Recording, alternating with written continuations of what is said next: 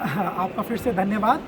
विश्व पुस्तक मेले में हम हैं और कविताओं का पाठ कर रहे हैं और गुरुजी का बहुत धन्यवाद, आप सबका धन्यवाद जो सुनने के लिए बड़े धीरज के साथ मुझे सुन रहे हैं।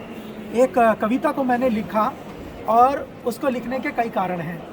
उसके लिखने के कई कारण में से विशेष 2-3 कारण मैं बताऊंगा। पहला कारण ये है उसका कि कुछ लोगों को सचेत करना है कि जिस प्रकार से वो सेवा कर रहे हैं वो असल सेवा नहीं है।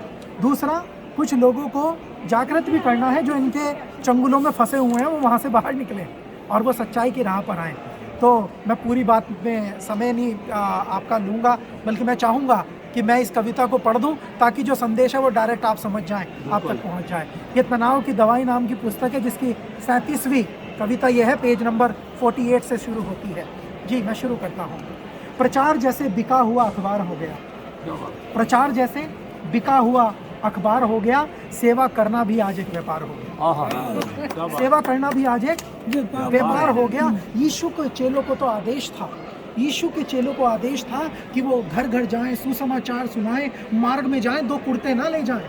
यीशु के चेलों को आदेश था कि वो घर घर जाएं, सुसमाचार सुनाएं, मार्ग में जाएं, 2 कुर्ते ना ले जाएं। पर आजकल के स्वयं घोषित बिशप, पास्टर, प्रोफेट और अपोस्टल बड़ी बेशर्मी से ये काम कर रहे हैं। गरीबों को लूट, मसीहत को बदनाम कर रहे हैं। क्या बात? गरीबों को लूट, मसीहत को बदनाम कर रहे हैं। इन लालचियों ने प्रभु के नाम में तेल, नमक, पोस्टर, सब्जी बेचकर मसीहत को व्यापार बना दिया। इन लालचियों ने प्रभु के नाम में तेल, नमक, पोस्टर, सब्जी बेचकर मसीहत को व्यापार बना दिया। इनकी भक्ति सच्ची ना रही, इन्होंने इसे कमाई का द्वार बना दिया। इनकी भक्ति सच्ची ना रही, इन्होंने इसे कमाई का द्वार बना दिया। और ये मेंबरशिप भी देते हैं, मुझे नहीं पता आपको पता होगा या नहीं। आप देखिएगा मेगा जो मिनिस्ट्रीज है उसमें मेंबरशिप है, ये डायमंड, गोल्डन, सिल्वर मेंबरशिप देते हैं। क्या बात है। ये डायमंड, गोल्डन, सिल्वर मेंबरशिप देते हैं और सर पे हाथ रख के प्रार्थना करने के 25, 50 और 1 लाख रुपए तक लेते हैं। और सर पे हाथ रख के प्रार्थना करने के 25, 50 और 1 लाख रुपए तक लेते हैं। महंगाई बढ़ गई है। और ये यूट्यूब पे छाए हुए हैं, ये यूट्यूब पर छाए हुए हैं, बड़े बड़े टीवी चैनल पर भी आए हुए हैं। अच्छा। ये यूट्यूब पर छाए हुए हैं, बड़े बड़े टीवी चैनल पर भी आए हुए हैं।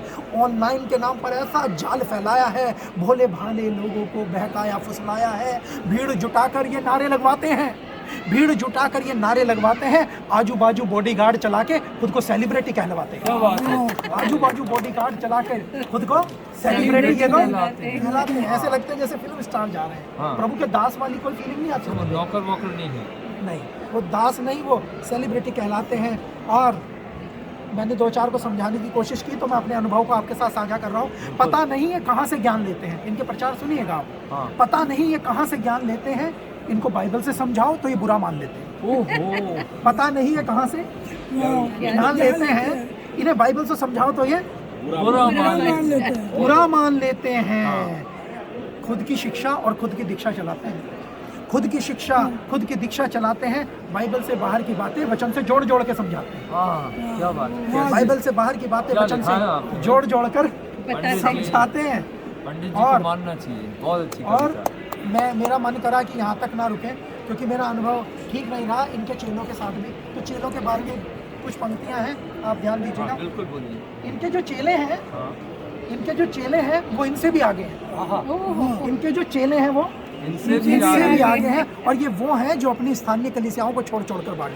अच्छा। ये वो हैं जो अपने लोकल चर्चेस को छोड़ छोड़ कर भागे हैं। इनको प्रार्थना करना और बाइबल पढ़ना नहीं भाता है। अच्छा। इनको प्रार्थना करना और बाइबल पढ़ना नहीं भाता है। सच्ची और खरी शिक्षा से इनका जी मिचलाता है। सच्ची और खरी शिक्षा से इनका जी मिचलाता है। इनके लिए इनके अगुवे, वो पापा मम्मी बोलते हैं आजकल। अच्छा। इनके लिए इनके अगुवे, पापा जी की आज्ञा प्रभु यीशु से भी बड़ी है। इनके लिए इनके अगुवे, पापा जी की आज्ञा प्रभु यीशु से भी बड़ी है। इनका ध्यान बाइबल पर नहीं है, इनकी आंखें तो अपने पापा जी पर गड़ी है। इनका ध्यान बाइबल पर नहीं है।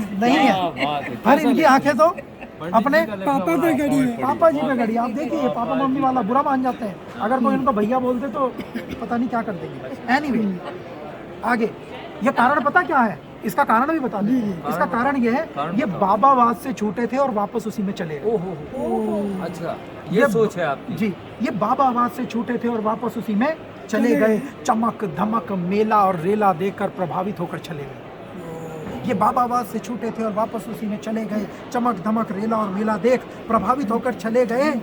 और मेरा दिल मैंने इसमें एक शेर लिखा है जो मैं दिल से कह रहा हूँ आप लोगों को जो सुन रहे हैं, जो ऐसा काम कर रहे हैं। हाँ, शेर पता सुनाओ। नहीं क्यों इंसान खुदा को हर पल आजमा रहा है। पता नहीं क्यों इंसान उस खुदा को हर पल आजमा रहा है। जितना है नहीं उससे ज़्यादा अपने आप को दिखा रहा है। हाँ, जितना खुद है नहीं उससे ज़्यादा अपने आप को दिखा रहा है। चर्च के नाम पर दुकानें चला रहा है। चर्च के नाम पर दुकानें चला रहा है। और मैं उनसे यही कहूँगा कि ये अंधा हो चुका है, समझ खो चुका है कि जिसने प्यार किया और जान दी सबके लिए, कि जिसने प्यार किया और जान दी सबके लिए, वो कल यहूदा इस्करियोती को समझ ना आया और आज इनके नहीं आ रहा है। जिसने प्यार किया और जान दी सबके लिए, वो कल यहूदा इस्करियोती को समझ ना आया और आज इनके नहीं आ रहा है। उसने 30 चांदी के सिक्कों में बेचा था उसे। हाँ, उसने 30 चांदी के सिक्कों में बेचा था उसे, और आज वो इन लोगों के द्वारा रुपए और डॉलर में बेचा जा रहा है। क्या और बात आज कह दी है। वो इन लोगों के द्वारा पंडित रुपए जी, और क्या बात कह दी। डॉलर में बेचा जा रहा है। तो सॉल्यूशन क्या है? आइए हम इनके लिए दुआ करें। अच्छा, ये दुआ है सुमित की कि प्रभु आंखें खोले इनकी। ओहो, ये दुआ है ये सुमित तो हमारी की, भी है। हम सबकी ये दुआ है कि प्रभु आंखें खोले इनकी और ये जान पाए कि मसीहत मसीह से है, ये कोई व्यापार नहीं है। मसीहत मसीह से है, ये कोई व्यापार नहीं है। ये मसीह के बलिदान को समझना है। ये प्रभु यीशु मसीह के बलिदान को समझना है। यहाँ अपने खुद की नहीं चलानी है, पर बाइबल के सच्चे पैगाम को समझना है।